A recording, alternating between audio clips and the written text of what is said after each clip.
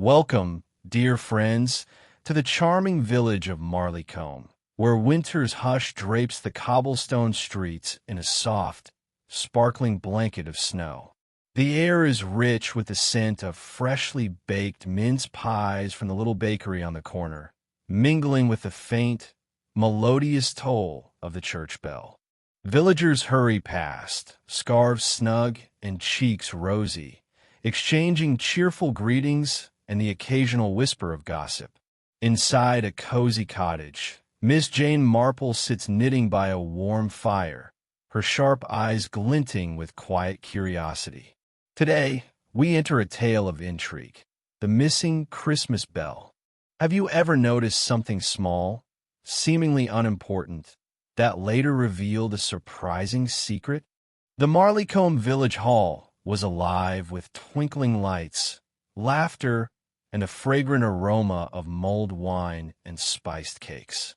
At the heart of the room stood the Christmas tree, its branches heavy with ornaments, crowned by a small, gleaming silver bell that caught every flicker of candlelight. Villagers admired the festive display, their cheerful chatter blending with the soft hum of carols.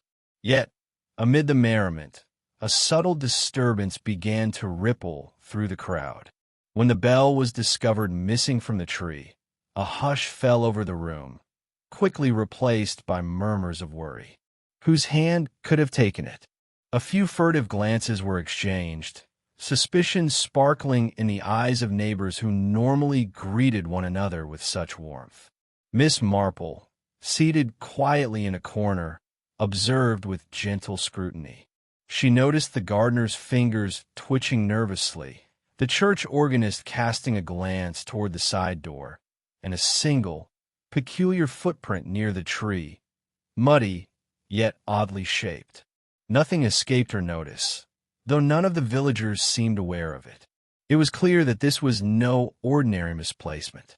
A small mystery had taken root, and Miss Marple's curiosity quietly flared. If you were Miss Marple, which clue would catch your eye first? Chapter 1. Whispers over Holly. The morning after the fete, Marleycombe awoke beneath a sky so pale it seemed the snow had borrowed its hue. The village cottages, dusted in white, looked as though they had been sprinkled with sugar, each chimney puffing out gentle columns of smoke that curled upward and vanished into the crisp air. Yet, despite the winter's serene beauty, an undercurrent of unease threaded through the village like a taut string waiting to snap. In the snug warmth of the village tea room, the chatter was anything but casual. Teacups clinked against saucers, and the scent of freshly baked scones mingled with the faint perfume of chrysanthemums. Every table buzzed with hushed speculation. "Did you hear about the missing bell?" whispered Mrs. Pritchard to her neighbor, her voice pitched low enough to imply scandal.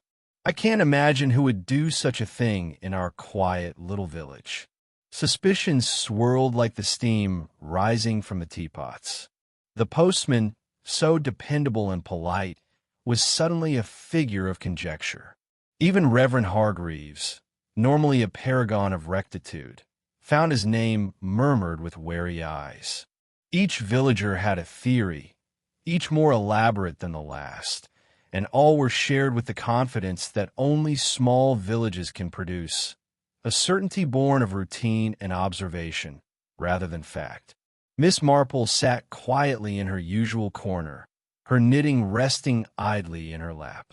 Her eyes, bright with quiet curiosity, flicked from one animated face to another. She noted the contradictions in their stories. The way Mr. Wentworth claimed he had been at the bakery all morning, yet a neighbor insisted she saw him by the green. She observed, too, the subtle unease, a tremor in Mrs. Carter's hand as she poured tea, a half-forgotten glance over the shoulder from the vicar's wife. In the midst of all this gossip, Miss Marple's mind was quietly at work. Small details, often ignored by those caught up in the drama of rumor, began to form a pattern only she could discern. And though the villagers fretted and speculated, She knew that the first step to understanding the disappearance lay not in the loudest voice, but in the quietest observations. The village hall, once alive with carols and laughter, now seemed subdued, its garlands drooping slightly, as if reflecting the villagers' unease. The high windows let in a pale winter light, illuminating the polished wooden floor, and the scent of pine still lingered in the air. A small group had gathered near the tree, their voices low but tense, debating the disappearance of the silver bell. "It must have been one of the newcomers," exclaimed Mrs. Cartwright, her eyes darting toward the recently arrived vicar's nephew. "Who else could know of the bell's hiding spot?" "Nonsense," countered Mr. Langley, the baker, adjusting his spectacles. "It's far more likely someone from here. A village hand, perhaps. Why bring in strangers when everything one needs is right under one's nose?" As the argument escalated, Miss Marple sat quietly in a corner, her hands folded over her knitting. She noticed how each participant avoided looking directly at another, subtle shifts in posture betraying unspoken rivalries. A glance at the mantelpiece caught her attention, a faint smear of soot, dark against the polished wood. The mark was small, easily overlooked, but to Miss Marple it suggested the bell had been handled near the fireplace, perhaps hidden or retrieved in haste. Her mind traced the possibilities. Who among the villagers might have had reason to linger by the fire unnoticed? The argument continued, voices rising and lowering with every accusation, yet none seemed aware of the clue that lay quietly in the corner of the room. Even in the midst of squabbles, the elderly detective's sharp eyes took in every detail. A displaced chair, the faint scuff of boots near the tree, and the subtle tension threading through each exchange. To others, it was mere background. To Miss Marple, it was a whisper of truth hidden beneath the holiday cheer. As the villagers debated, the sense of something deeper lurking beneath the surface grew. The bell's disappearance was more than a mere prank or accident. It was the first hint of secrets long buried, and Miss Marple was quietly beginning to see the shadow among the garlands. By mid-afternoon, the village seemed to hold its breath. Even the normally cheerful chatter of Marleycombe streets had dulled to cautious murmurs. Villagers lingered in doorways and under the bare branches of the old elms, whispering half-formed theories about the missing bell. Accusations, though polite on the surface, carried the sharp edge of suspicion. Mrs. Pritchard suggested, with exaggerated delicacy, that the vicar's nephew might have wandered a little too freely, while Mr. Langley muttered that the new gardener's interest in the church hall had seemed curious, if not outright improper. Inside her cottage, Miss Marple rocked gently in her chair, the fire crackling softly beside her. She listened to the distant hum of voices drifting through the frost-tinged air. Observing human behavior had long been her quiet study, and she knew well that fear could unravel the truth in ways gossip never could.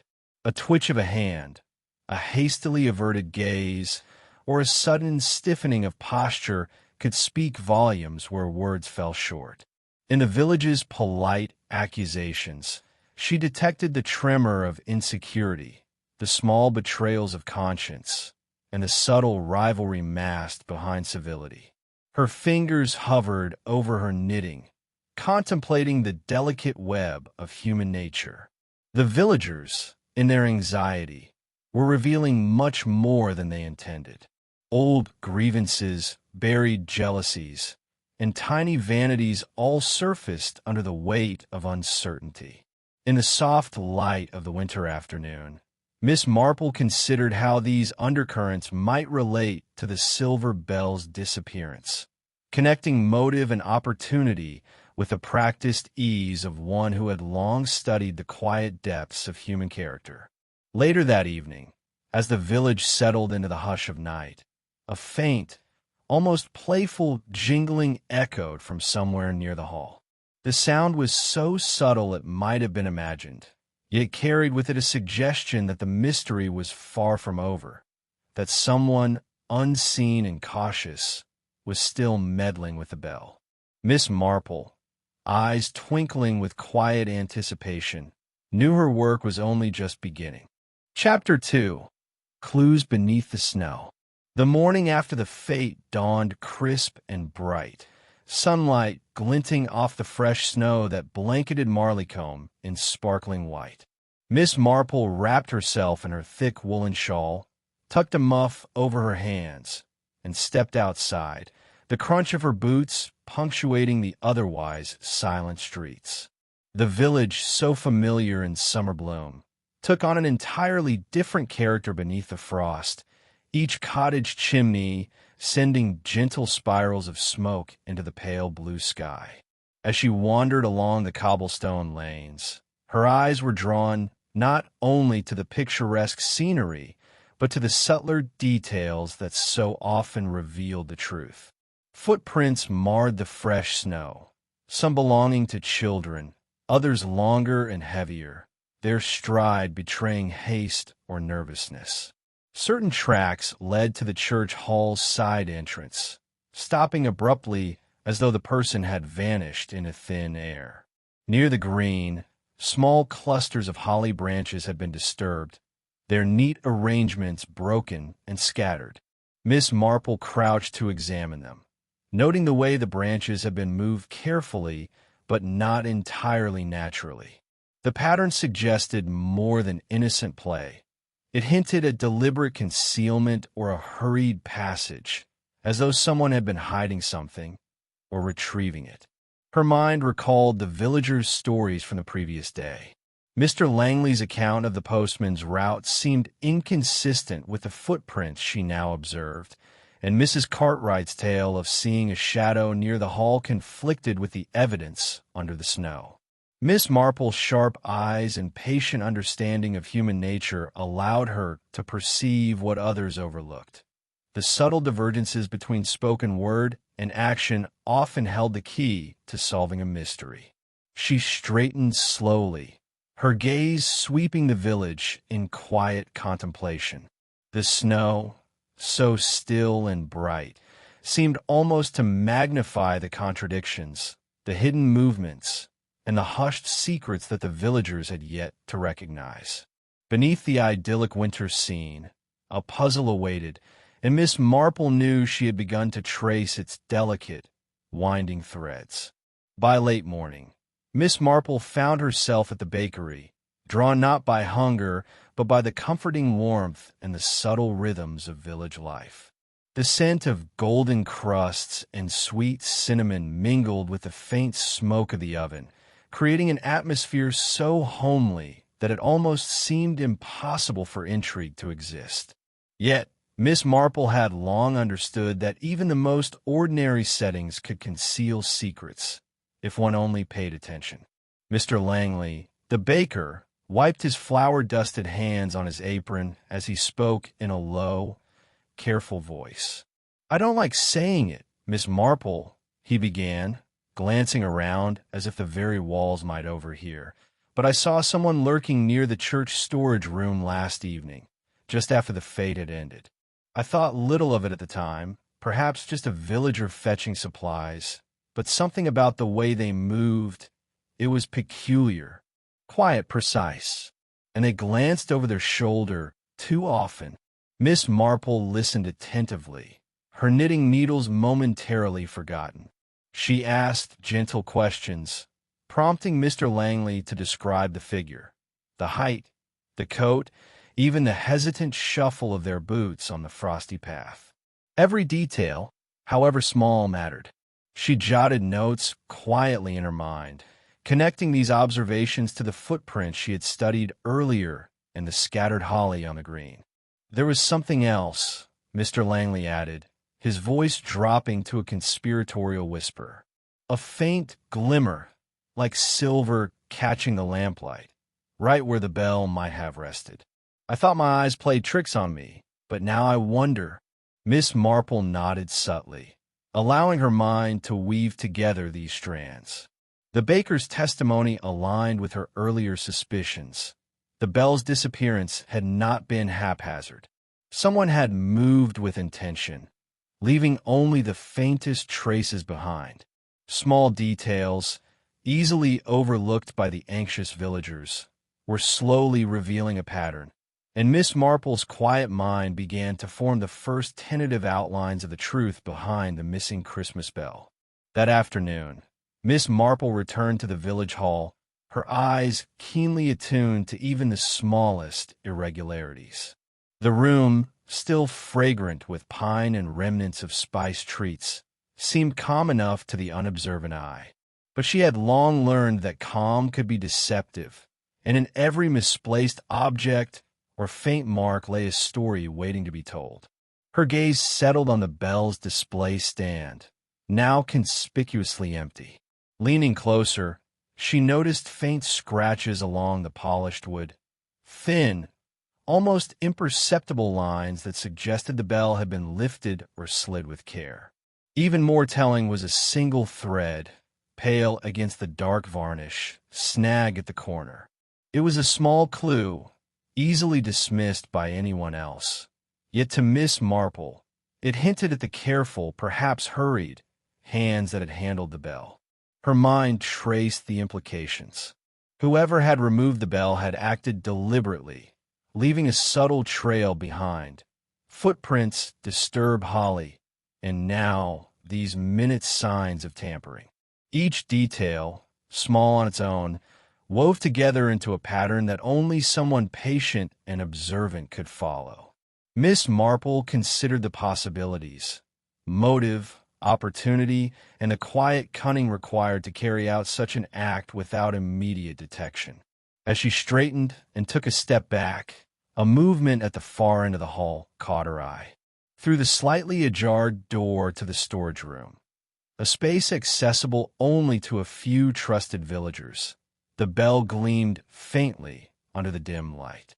For a brief instant, it seemed to hover there, then disappeared as if snatched back into concealment. Miss Marple's heart quickened subtly. The bell was not gone entirely, merely hidden in plain sight by someone confident that no one would notice. The implications were clear. The theft was intentional, methodical, and far from random.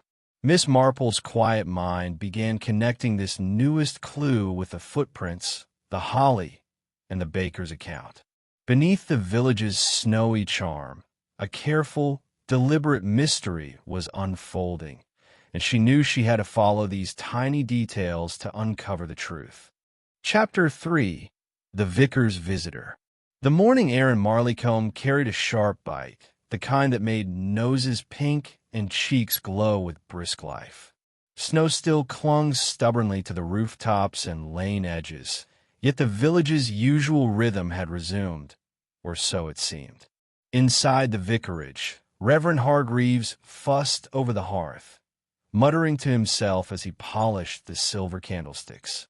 The windows rattled slightly in the wind, and the faint jingling of the church bell reminded everyone that even routine could be interrupted by the unusual. It was precisely then that the visitor arrived. A young man, neatly dressed, with an air of quiet purpose, appeared on the vicarage doorstep. The postman had delivered a note earlier that morning, and now the stranger carried a small leather case, his gloves clasped neatly in one hand. He introduced himself with polite formality, giving his name as Theodore Hale, a nephew of the vicar recently arrived from London. The villagers who caught sight of him immediately whispered behind hands and lace collars. The baker's wife shook her head, muttering about city folk and the trouble they might bring. Mrs. Pritchard clutched her muff tighter, her curiosity mingled with suspicion. Even the vicar seemed slightly flustered, welcoming his nephew with hesitant warmth. Miss Marple observed quietly from her familiar vantage in the corner of the vicarage sitting room. She noted the subtle cues that often went unnoticed: the slight stiffening of the young man's shoulders, a quick dart of the eyes when the vicar's gaze lingered too long, and the faint hesitation before he offered his hand to each villager in turn. These small gestures, so easily overlooked, spoke volumes to her. She reflected silently on human behavior, the way anxiety and uncertainty often manifested in micro-expressions, the tiny hesitations and compulsive movements that revealed more than words ever could. As the newcomer settled in, Miss Marple's mind quietly catalogued every twitch, every glance, and every carefully measured word. Something about his presence, while outwardly polite, suggested layers of restraint, and she knew instinctively that he would figure into the puzzle of the missing bell, whether he intended to or not. By mid-morning, the village square had filled with curious onlookers, each eager to catch a glimpse of the vicar's nephew and to exchange whispered opinions on his sudden arrival. Conversation flowed freely, yet beneath the polite chatter, inconsistencies were already beginning to emerge.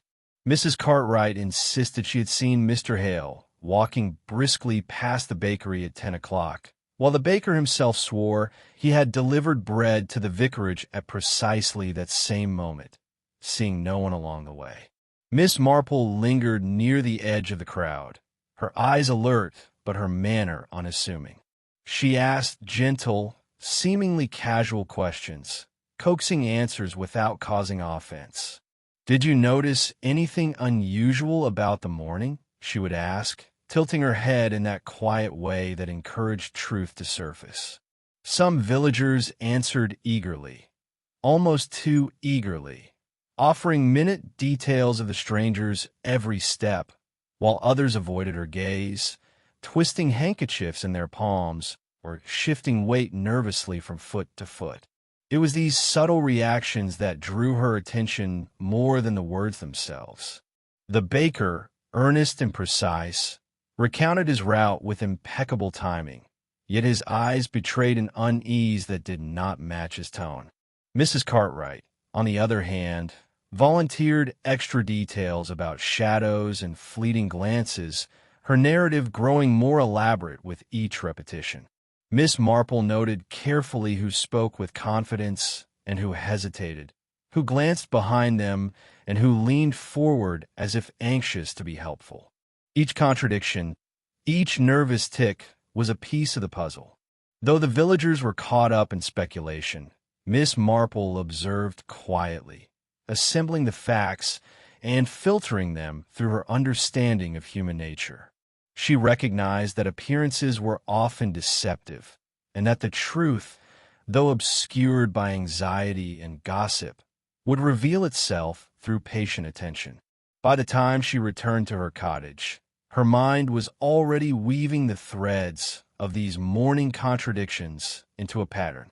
The stranger's presence was entwined with the mystery of the missing bell, and the inconsistencies in the villagers' accounts were telling her far more than they realized.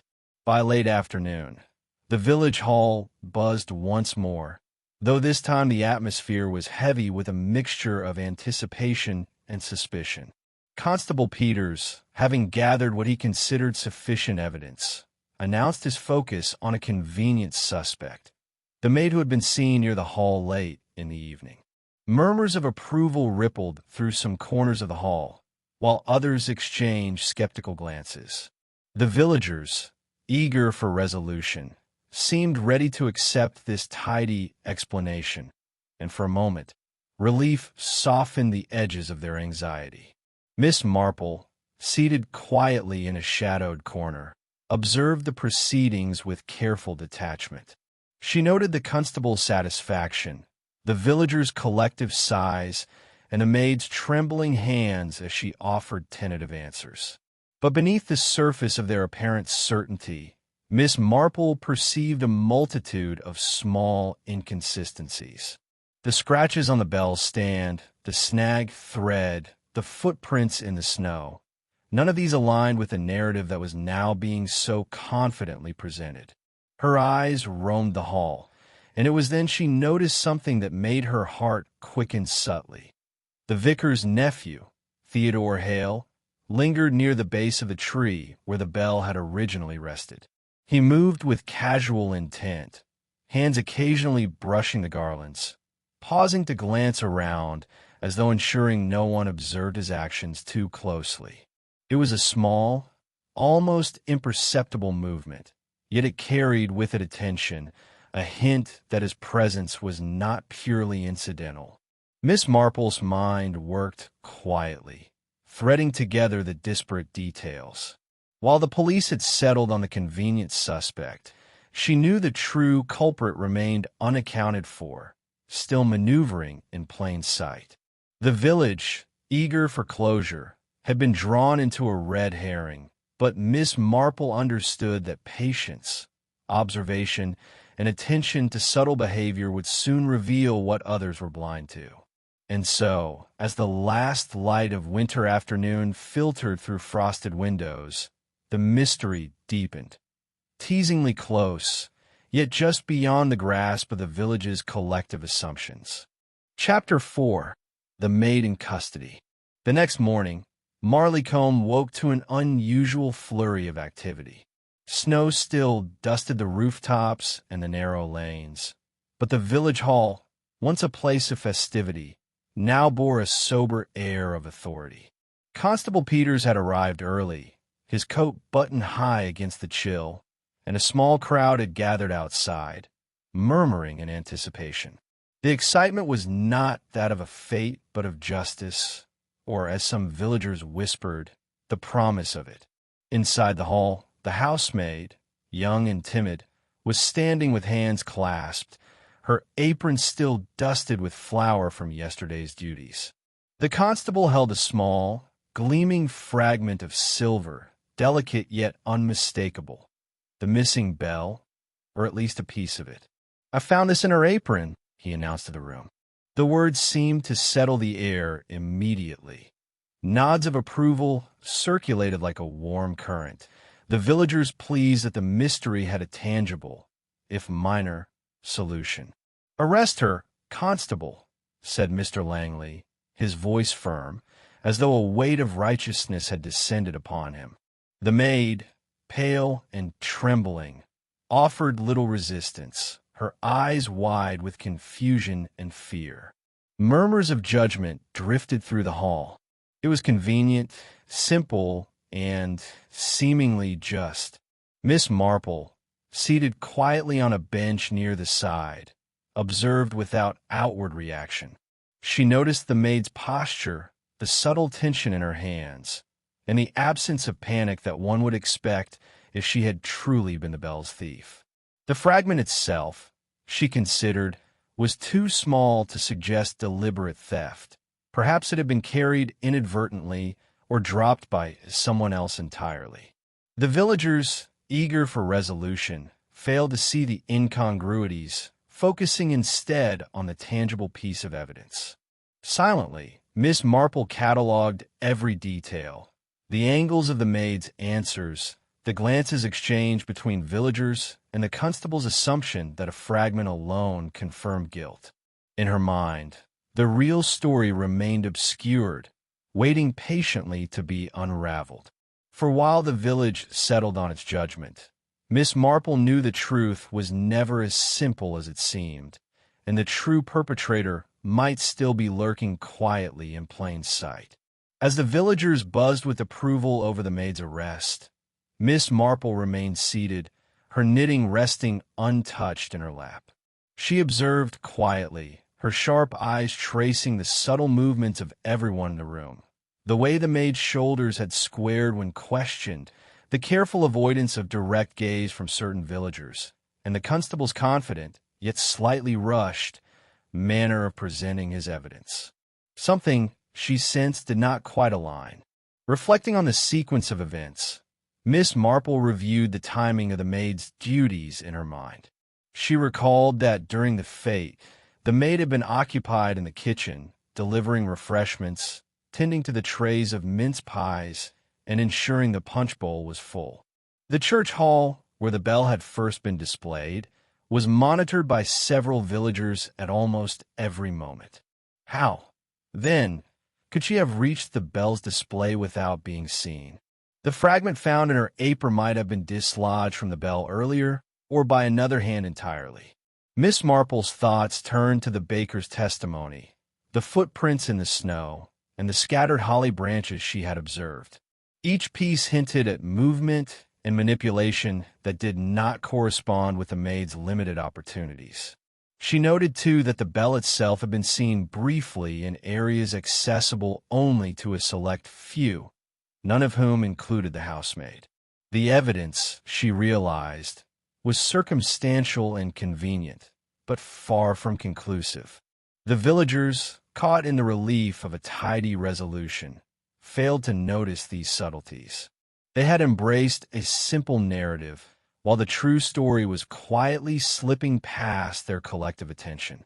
Miss Marple, with her habitual patience and keen understanding of human behavior, cataloged every inconsistency, every contradiction, as a map leading toward the real culprit. She understood that appearances often deceived and that the truth, though hidden, would reveal itself in time. With a faint smile, she resumed her knitting, her mind quietly racing ahead. The village had found a convenient suspect, yet Miss Marple's instincts whispered that the missing bell's mystery was far from resolved.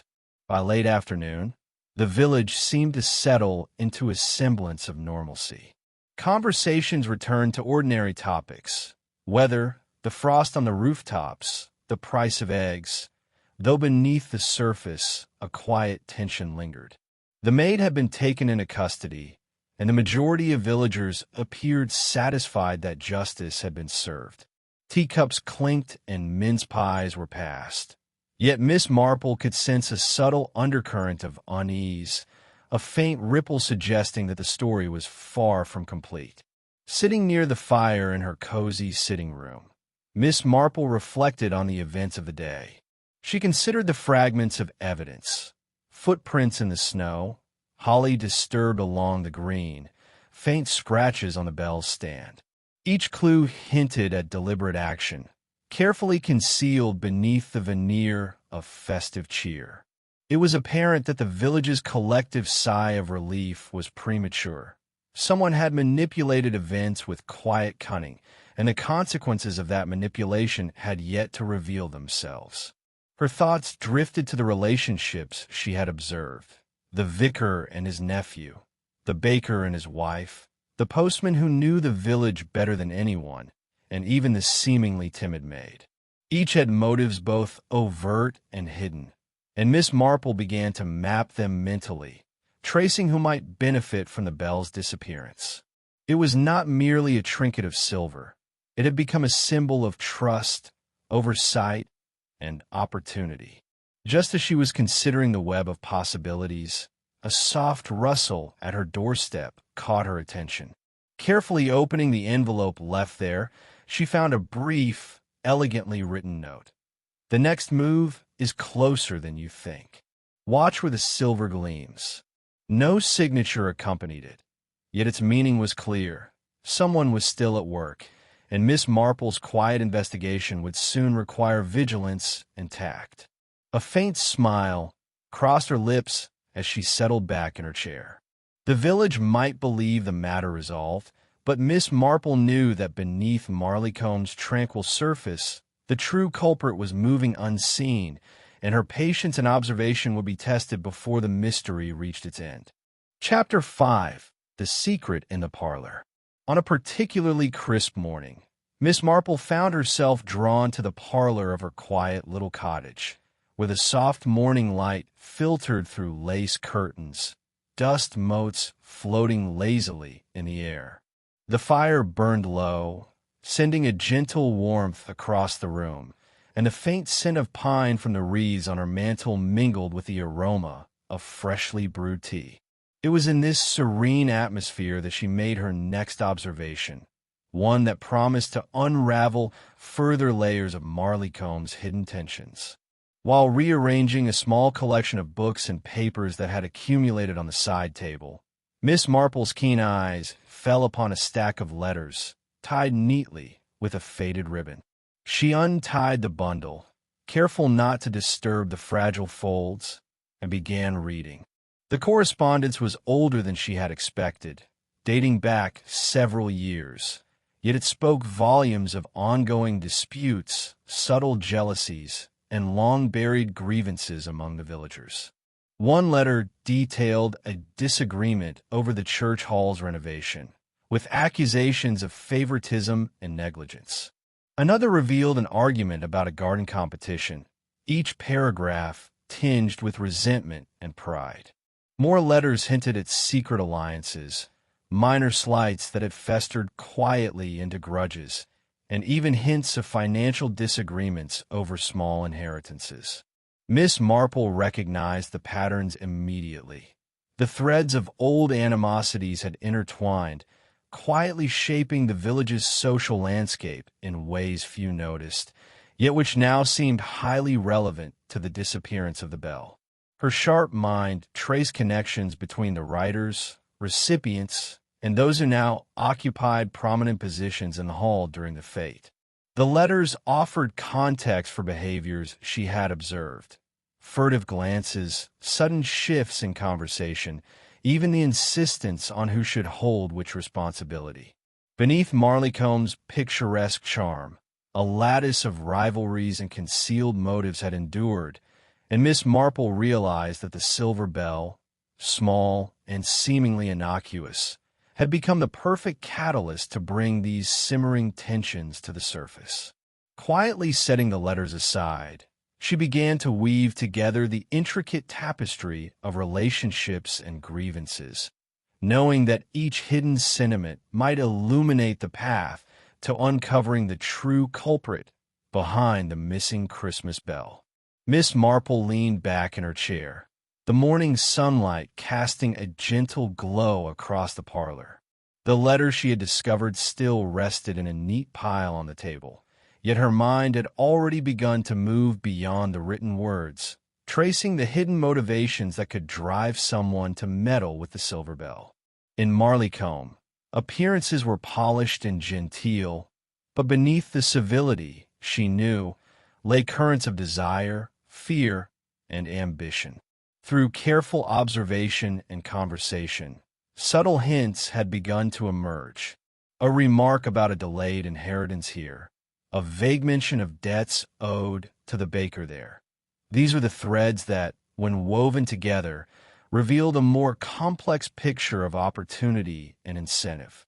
Miss Marple considered the village's dynamics. Who would benefit most if the bell disappeared? Whose reputation might be protected by misdirection? And whose ambitions could be quietly advanced by a moment of chaos? Even small grievances, she noted, could be magnified into decisive action.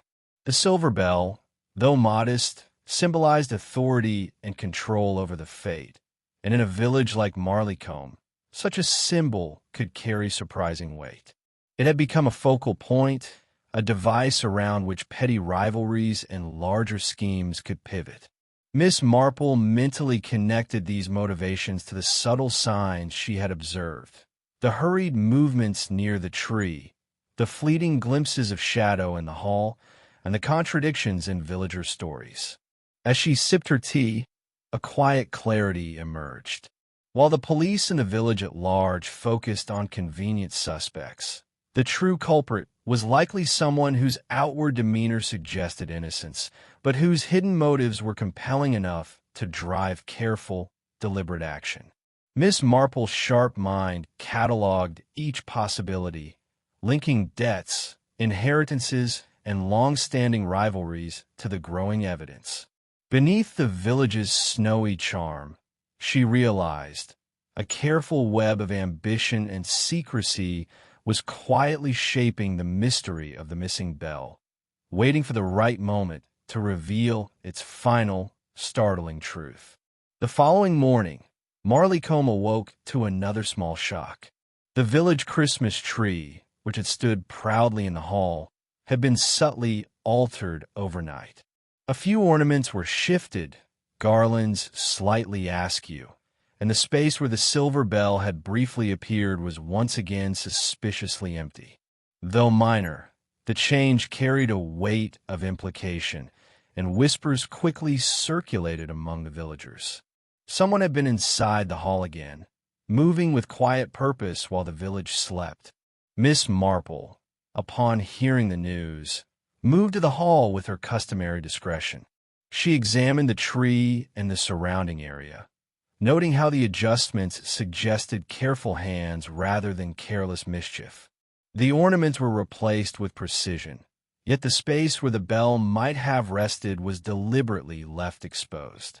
Small scratches on the floorboards, unnoticed by others, hinted at the weight of the bell being shifted, while a faint glimmer of silver caught in the corner suggested hurried retreat. As she observed, her mind catalogued the timing and method of this second incident. The bell, or its fragments, had been manipulated with skill, pointing to someone intimately familiar with the hall and its routines.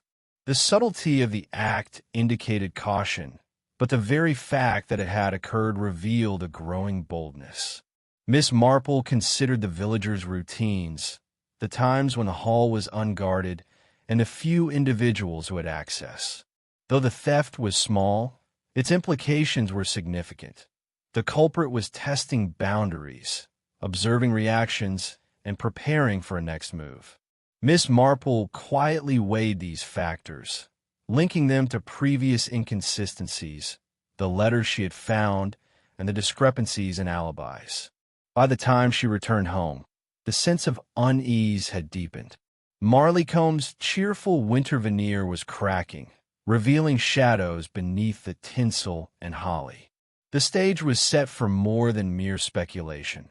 Someone was orchestrating events with intent, and Miss Marple knew that careful attention to these subtle threats would be key to uncovering the truth before the missing bell, and perhaps more, was lost forever. Chapter 6. A Twist in the Snow. It was a quiet afternoon, the kind where the village seemed to hold its breath beneath the thick, glittering layer of snow. Marleycomb's lanes were nearly deserted, and the only sounds were the faint crunch of footsteps and the occasional caw of a crow perched on a frost-laden fence. Inside the vicarage, the usual tranquility was punctuated by a small commotion. The vicar's cat, a sleek gray creature named Whiskers, had managed to knock over a stack of hymnals, sending a paper trail fluttering across the polished floor.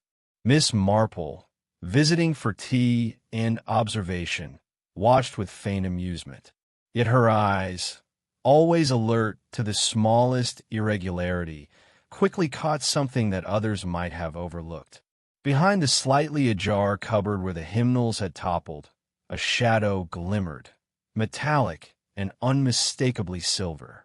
The small fragment of the bell, or perhaps the bell itself, had been hidden there, obscured behind the cupboard and forgotten amidst the innocent clutter of the vicarage.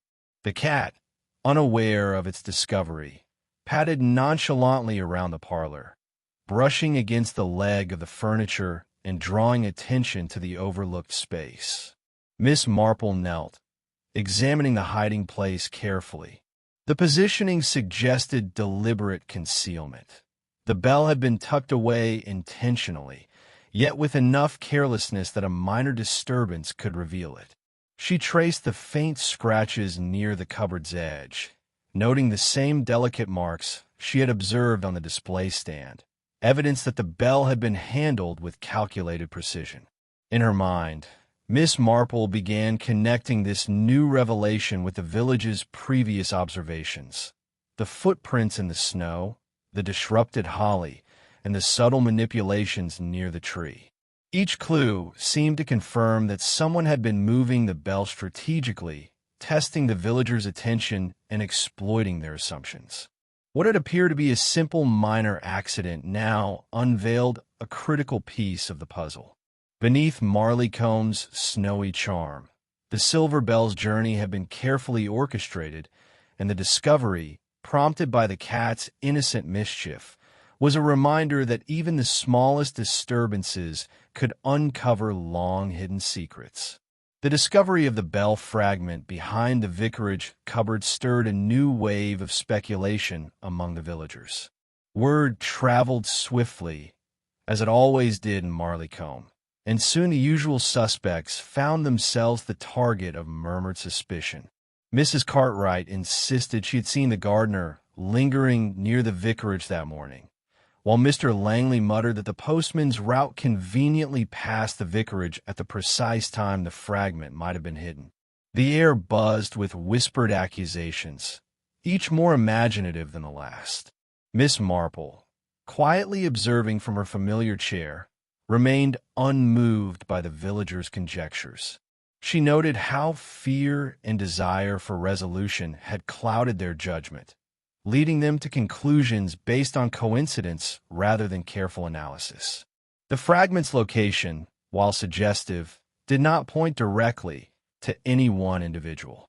The patterns she had traced, the footprints, the scratches, the disturbed holly, were far more telling than these hurried assumptions.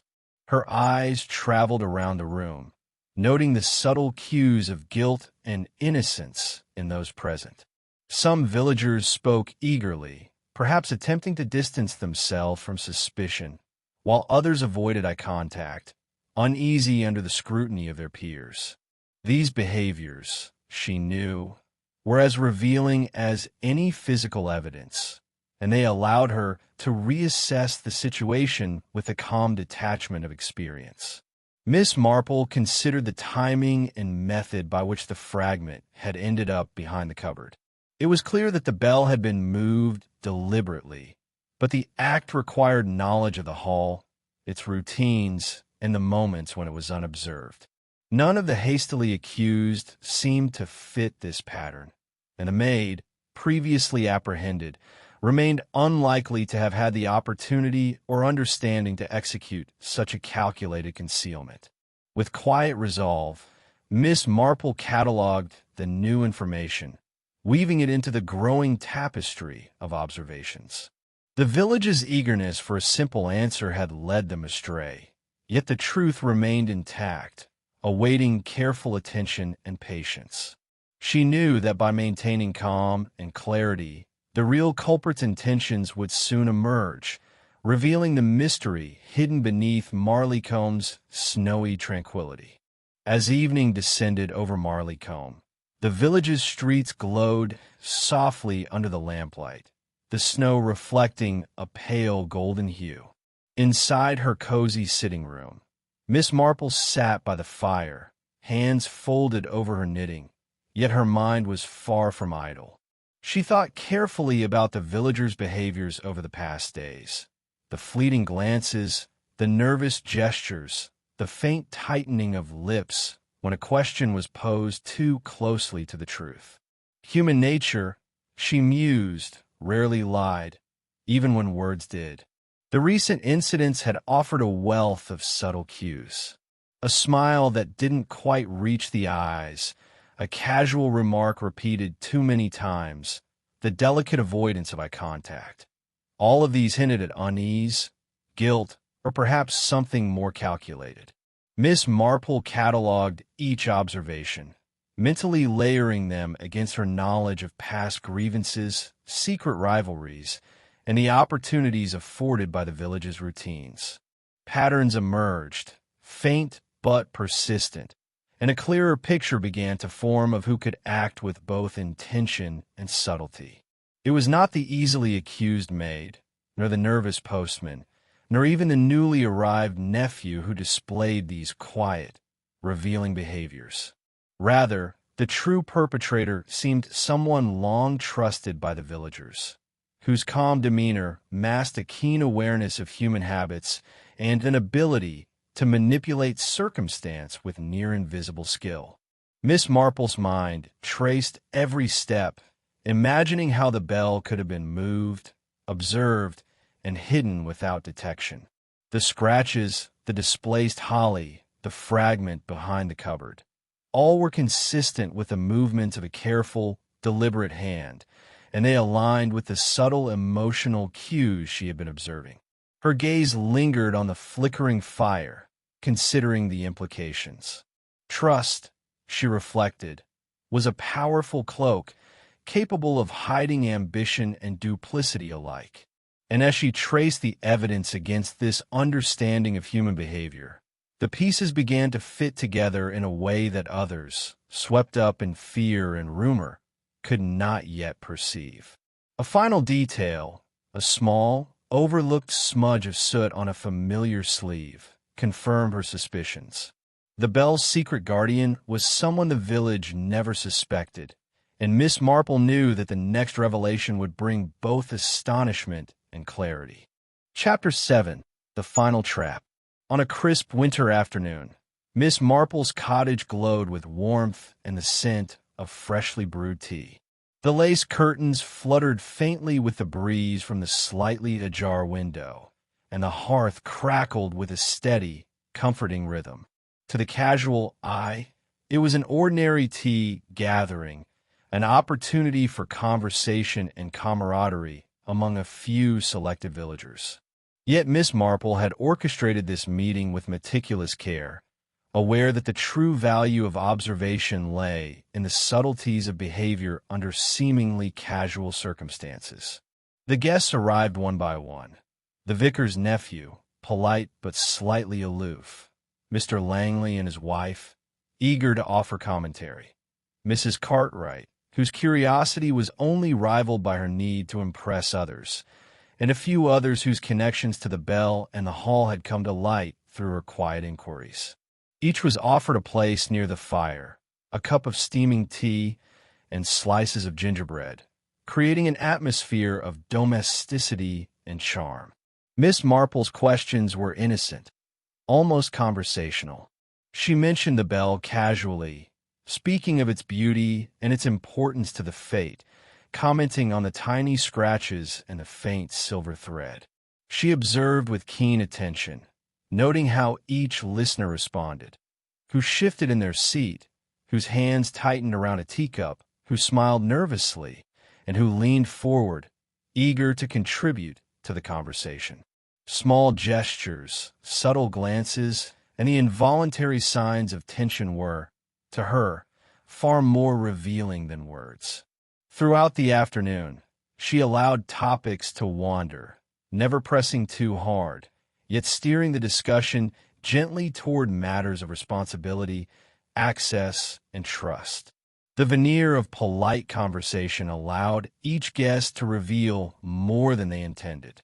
Miss Marple cataloged each reaction silently, knowing that the real culprit, confident in their concealment, might display the tiniest crack in composure when confronted with even casual reminders of the bell. By the time the tea was concluded, the guests departed, each returning to their routines, yet Miss Marple had gathered a wealth of insight. Every movement, hesitation, and subtle expression had been recorded in her mind, forming the delicate framework of the trap she was about to set, one that would reveal the missing bell's guardian and the motives behind its disappearance. As the tea party progressed, Miss Marple's eyes never left the guests, though her demeanor remained entirely calm and conversational. She observed how each person responded to innocuous mentions of the bell, comments about its delicate silver, the scratches along the display stand, or the faint thread she had found. Most offered polite smiles or neutral nods, but one guest, she noted with quiet satisfaction, betrayed signs far more revealing. The vicar's nephew, Theodore Hale, initially composed, began to display subtle nervous tics. A hand that had been steady now fiddled repeatedly with the edge of his cuff, his eyes darting briefly toward the window as if considering escape. He cleared his throat several times before answering Miss Marple's gentle questions, his responses clipped and slightly rushed.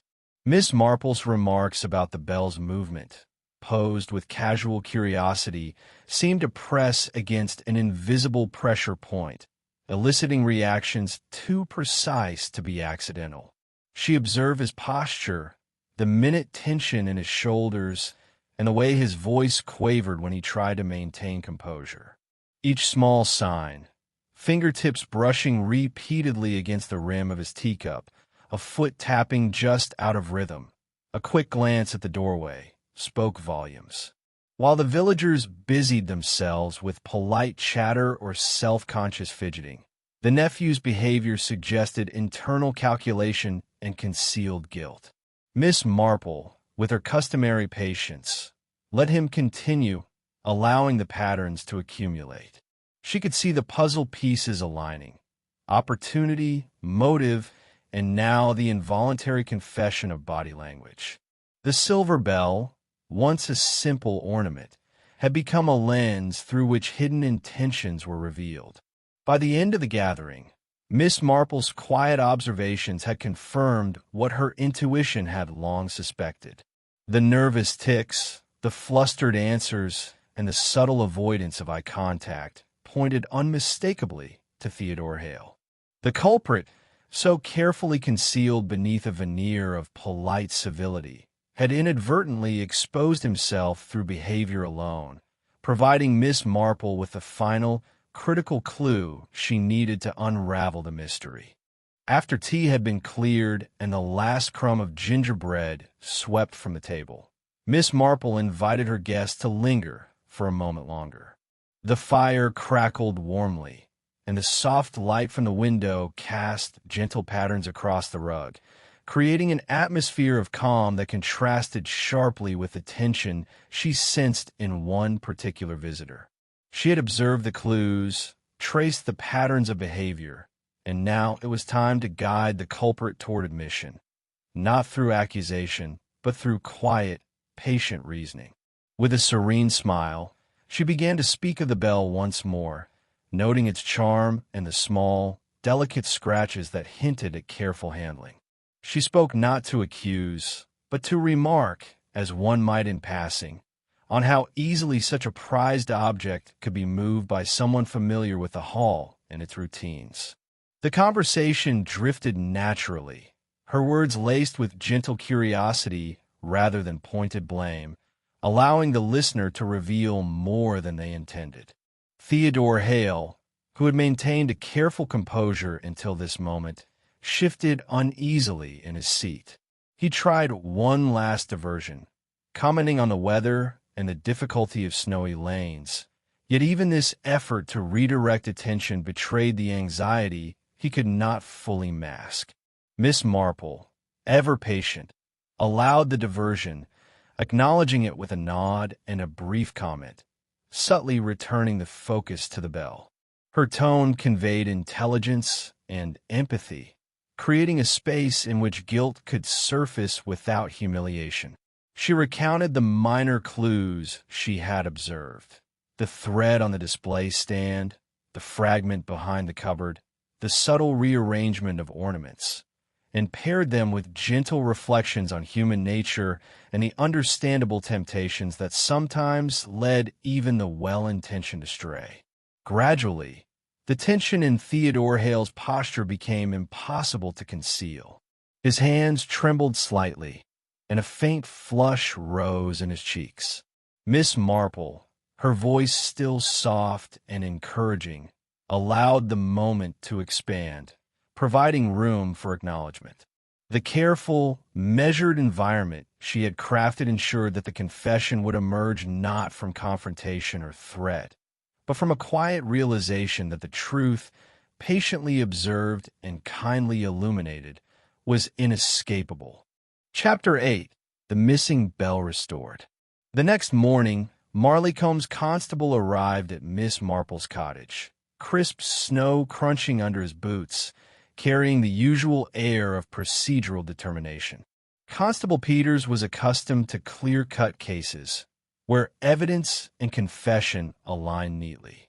Today, however, he was met with the calm, unassuming authority of Miss Marple, who invited him to sit by the fire and offered a cup of steaming tea. She had already anticipated his questions and was prepared to unravel the mystery with gentle precision.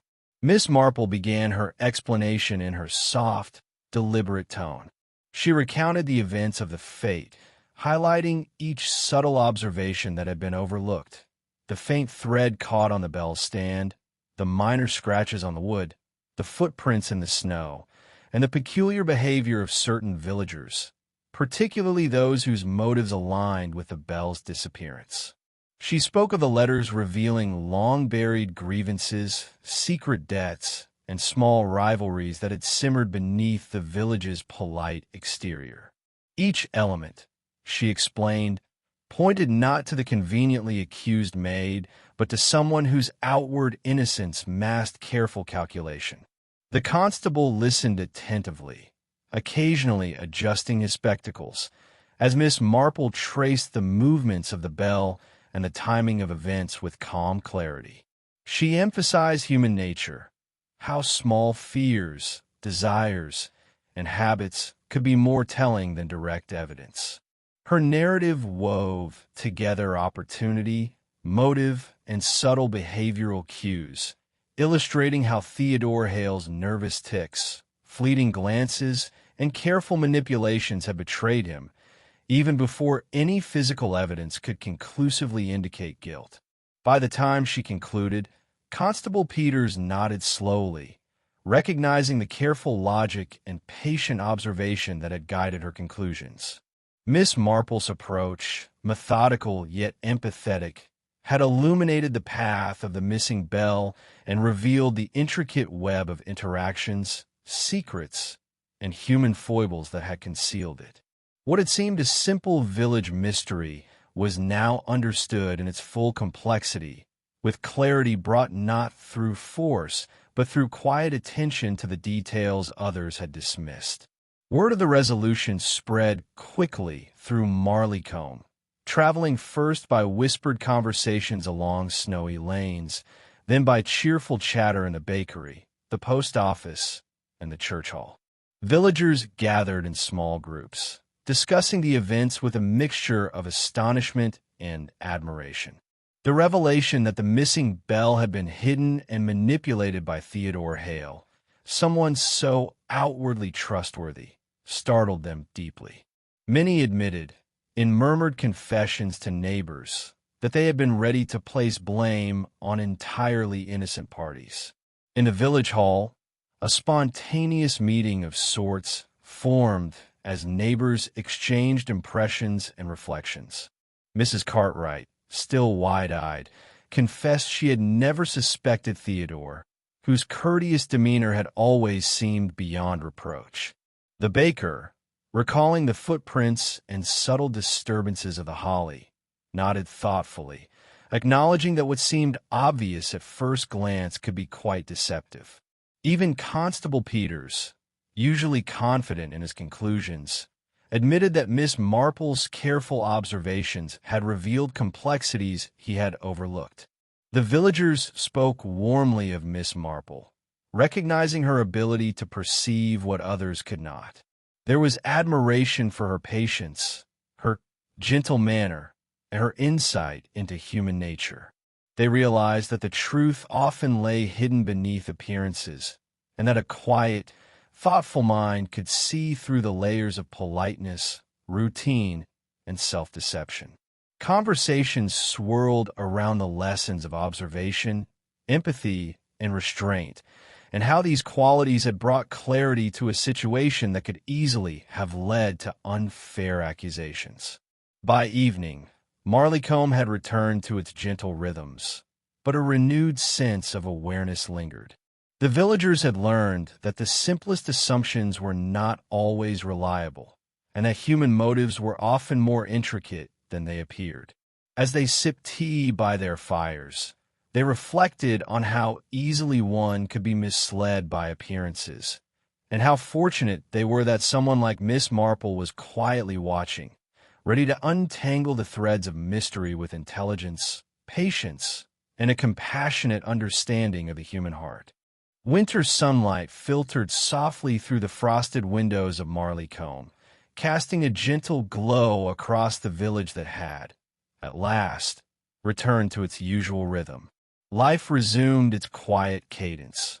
Shopkeepers arranged their wares, children played in the snow-laden lanes, and the scent of freshly baked pies once again drifted through the air.